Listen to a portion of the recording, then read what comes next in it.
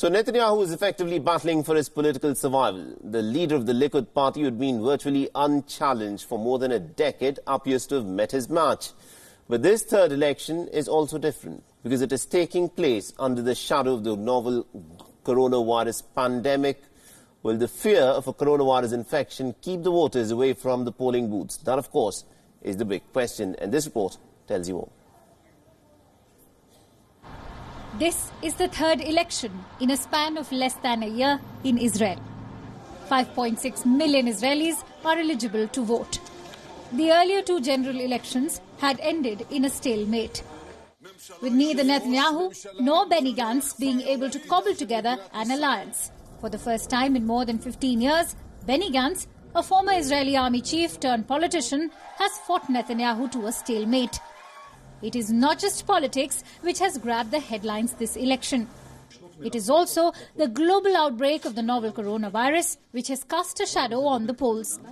Israel's Interior Minister, Aryeh Deri, has said that there is no chance of postponing the elections due to the virus. Instead, what has been planned are 20 special polling stations across the country. We've put up 2 tents. Between them, there is a transparent window. Isolated, every tent is standalone. It's independent. The contact with one of the representatives, the secretary of the booth that will be dressed according to the Ministry of Health's regulation, with a suit, a mask, gloves, will then identify the voter and he will give him the envelope. And the rest of the team and the elections committee will be in the other tent and will monitor the vote through the transparent window.